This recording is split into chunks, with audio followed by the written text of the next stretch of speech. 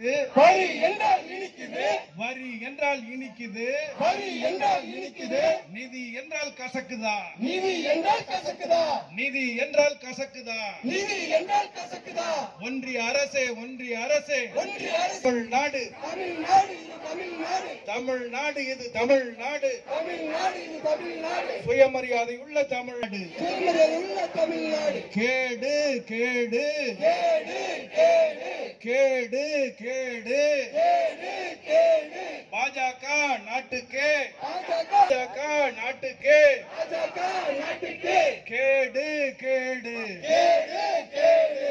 பழி வாங்காதே, பழி வாங்காதே, பழி வாங்காதே, பழி வாங்காதே, பழி வாங்காதே, தமிழ்நாட்டு மக்களை தமிழ்நாட்டு மக்களை பழி வாங்காதே, பழி வாங்காதே, பழி வாங்காதே, பழி வாங்காதே. ஒதுக்கிடு ஒதுக்கிடு, ஒதுக்கிடு ஒதுக்கிடு, தமிழ்நாட்டுக்கு நிதியை தமிழ்நாட்டுக்கு நீதியை ஒதுக்கிடு ஒதுக்கிடு. ஒதுக்கிடு ஒதுக்கிடு. வரி வாங்க தெரியுது, வரி வாங்க தெரியுது, மாநில அதிகாரங்களை பறித்துக் கொண்டு, மாநில உரிமைகளை பறித்துக் கொண்டு, இப்பொழுது மாநில வரிகளையும் பறித்துக் கொண்டு மாநிலங்களுக்கு வர வேண்டிய நிதியை தரவில்லை என்றால் நமக்கு வர அத்தனை வருமானத்தையும் வாங்கிட்டு போயிடுறாங்க. வாங்கிட்டு போயிட்டு திருப்பி கொடுக்கலன்னா அந்த மாநிலத்தை எப்படி நிர்வாகம் செய்வது? மக்களுக்கு தேவையான சாலை வசதிகள், வளர்ச்சி பணிகள், மருத்துவ தேவைகளுக்கான நம்முடைய முதலமைச்சர் ஒவ்வொரு நாளும் மக்களுக்கான திட்டங்களை அறிவித்துக் கொண்டிருக்கிறார். எந்த நிதி நெருக்கடி வந்தாலும் அதை செயல்படுத்தி காட்டிக் கொண்டிருக்கிறார்கள். புதுசா பட்ஜெட்ல ஒரு நம்முடைய நான் முதல்வன் போல ஒரு திட்டத்தை அறிவித்திருக்கிறார்கள். இவங்க வருஷத்துல எத்தனை பேருக்கு அந்த நான் முதல்வன் திட்டத்தின் மூலமாக பயிற்சி அளிக்கிறேன் என்று ஒன்றிய அரசு, நாடு முழுவதும் தேசிய அளவில் இருக்கக்கூடிய அரசு சொல்கிறதோ அதை விட 3 மடங்கு அதிகமாக ஒரே வருஷத்துல நம்முடைய முதலமைச்சர் நம்முடைய மாணவர்களுக்கு ஒவ்வொரு ஆண்டும் பயிற்சி அளித்து வெற்றிகரமாக நடத்தி கொண்டிருக்கக்கூடிய திட்டம் தான் நான் முதல்வன். இதுக்கு ஒன்றிய அரசாங்கம் நமக்கு காசு கொடுக்க மாட்டாங்க. நம்மளை விட குறைவாக மாணவர்களை பயிற்றுவிக்கக்கூடிய ஒரு திட்டத்துக்கு நம்ம கிட்ட இருந்து காசை வாங்கிட்டு போய் நமக்கு திருப்பி காசு கொடுக்கறதே கிடையாது. இப்படி ஒவ்வொரு திட்டம், சென்னைக்கான மெட்ரோ ரயில்வே திட்டம், நான் ஒரு கேள்வி கேட்டிருந்தேன். ஒன்றிய அமைச்சர் அமித்ஷா அவர்கள் அதிமுக ஆட்சியில் இருந்த பொழுது 2வது பேஸ் மெட்ரோக்கு அவரே வந்து அடிக்கல் நாட்டி விட்டு சென்றிருக்கிறார். இப்பொழுது அதற்கான பணம் கொடுக்கப்படவில்லையே, எப்பொழுது தருவீர்கள் என்று கேட்டால் மத்திய அமைச்சர் வந்து அடிக்கல் நாட்டிய திட்டத்துக்கு இன்னும் கிளியரன்ஸ் இருக்கா இல்லையா, காசு கொடுப்பாங்களா கொடுக்க மாட்டாங்களா பதிலுக்கு சொல்ல முடியல. இப்படி ஒரு ஆட்சி தனக்கு வாக்களிக்காத மக்களை எல்லாம், தான் ஆட்சி பொறுப்பிலே இருப்பதற்கு பயன்படாதவர்களை எல்லாம் பழிவாங்க வேண்டும் என்றே ஆட்சி நடத்தி கொண்டிருக்கக்கூடிய ஆட்சிதான் பாஜக ஆட்சி.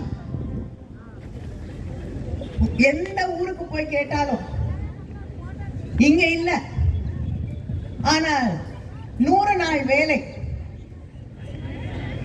நகரங்களை விட்டு வெளியே காலடி எடுத்து வைத்தால் முதலிலே அங்கே இருக்கக்கூடிய பெண்களும் ஆண்களும் கேட்கக்கூடியது 100 நாள் வேலை கிடைக்கல, 100 நாளுக்கு சம்பளம் வரல, 10 நாள் வேலை கொடுக்கறதே பெரிய விஷயமா இருக்குன்னு ஒவ்வொரு ஆண்டும் ஒவ்வொரு முறையும் நாங்கள் தொடர்ந்து மத்திய அரசாங்கத்திடம் ஒன்றிய அரசாங்கத்திலே மோடியிடம் தெரிவித்துக் கொண்டிருக்கிறோம்.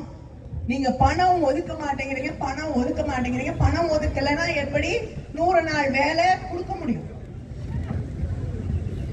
சென்ற ஆண்டு நிதி ஒதுக்கினார்கள், இத்தனை வருஷத்துல ஒதுக்கினதை விட குறைவாக ஒதுக்கினார்கள். அதுக்கு செலவு செஞ்சது ஒதுக்கின நிதியை விட குறைவாக செலவு செய்திருக்கிறார்கள். எப்படி வேலை கொடுக்க முடியும்?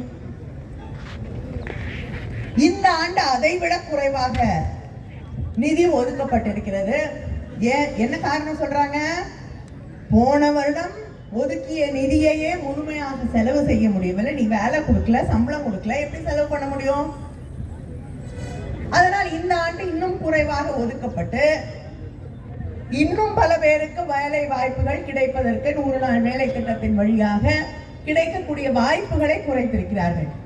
இப்படி எல்லா இடத்திலும் தமிழ்நாட்டில் மட்டும் இல்ல, கிராமப்புறங்களில் இருக்கக்கூடிய சாதாரண சாமானிய மக்களை ஏமாற்றக்கூடிய ஒரு பட்ஜெட் தான் இந்த மோடி ஆட்சியுடைய பட்ஜெட் என்பதை நீங்கள் புரிந்து கொள்ள வேண்டும்.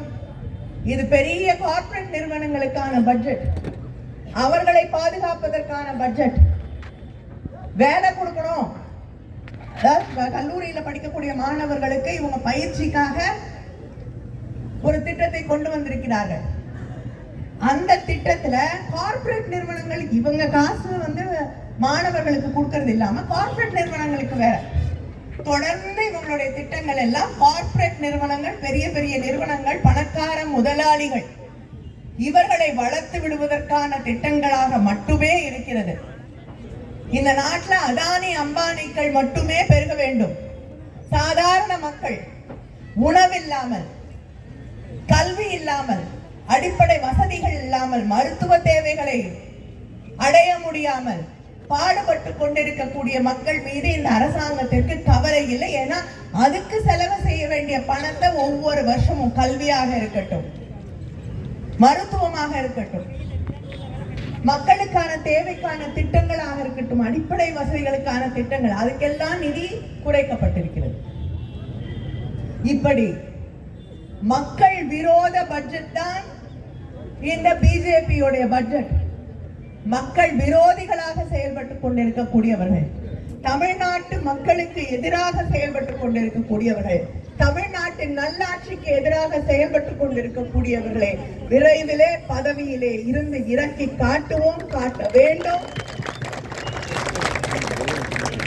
அங்கே தமிழ்நாட்டை பாதுகாக்கக்கூடிய, சாதாரண சாமானிய மக்களை பாதுகாக்கக்கூடிய, அதானிகளுக்கும் அம்பானிகளுக்குமான பட்ஜெட்டை மட்டுமே போடக்கூடியவர்களாக இல்லாமல் நம்முடைய கிராமப்புறங்களிலே வாழ்ந்து கொண்டிருக்கக்கூடிய மனிதர்களை பற்றி கவலைப்படக்கூடிய ஒரு ஆட்சியை அங்கே உருவாக்கி காட்ட வேண்டும். நன்றி, வணக்கம்.